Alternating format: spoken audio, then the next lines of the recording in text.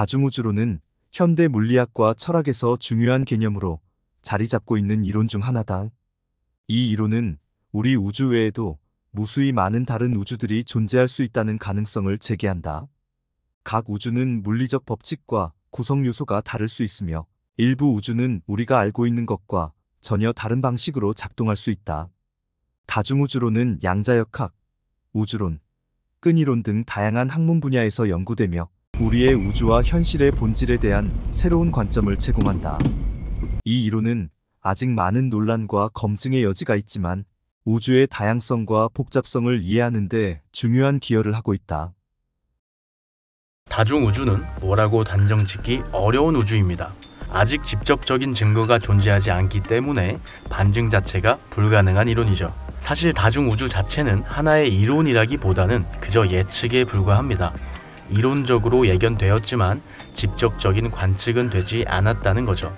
그래서 우리는 아직 다중우주가 이게 개똥인지 아니면 된장인지 모릅니다.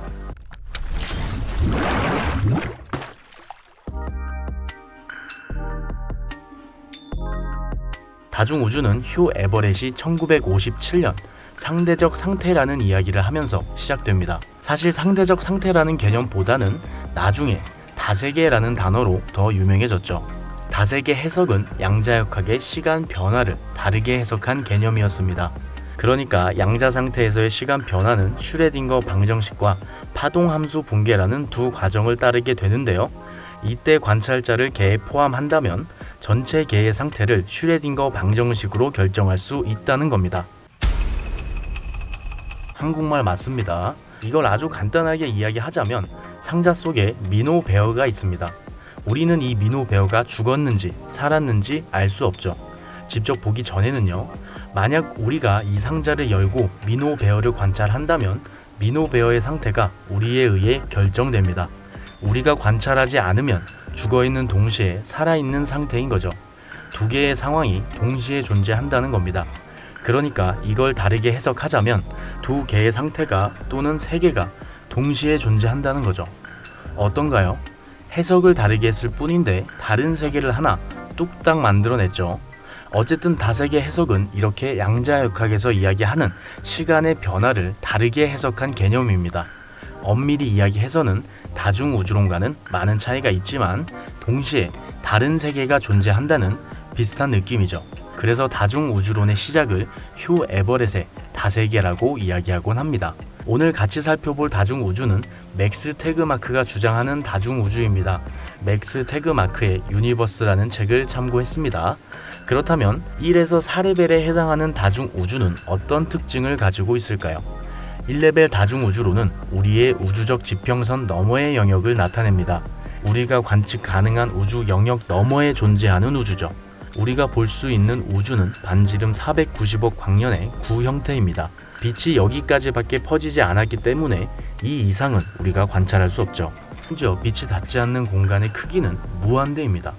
말 그대로 여기서 어떤 일이 일어날지 누구도 알 수 없다는 거죠. 여러분의 상상 속에 존재하는 얄쌍하고 잘생긴 미노스도 존재할 수 있다는 겁니다. 그런데 이상한 점이 있습니다. 빛이 닿지 않는다면 1레벨 다중우주에는 빛이 존재하지 않는 걸까요? 아닙니다.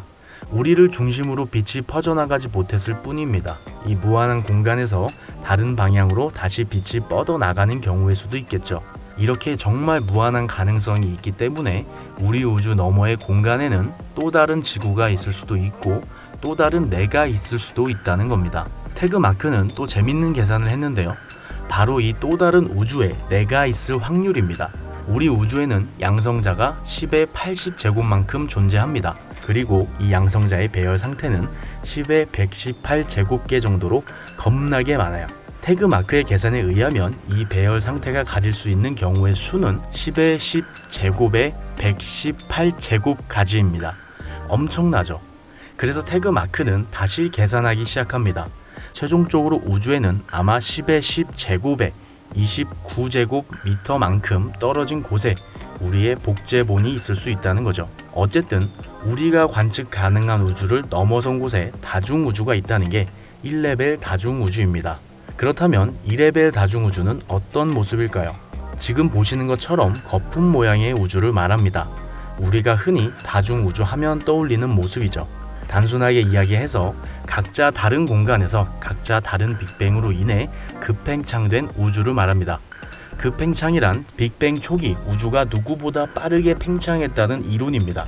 빅뱅 이후 10의 마이너스 36 제곱초에서 10의 마이너스 34초 사이에 우주가 팽창했다는 겁니다. 빛의 속도로도 비교할 수조차 없는 속도죠. 어쨌든 이 급팽창에는 끝이 존재하기 때문에 그 너머에는 건널 수 없는 장벽이 존재하게 됩니다. 이 그림 같은 우주가 존재한다는 거죠. 물론 아무도 못 봤기 때문에 어떤 모습일지는 아무도 모릅니다.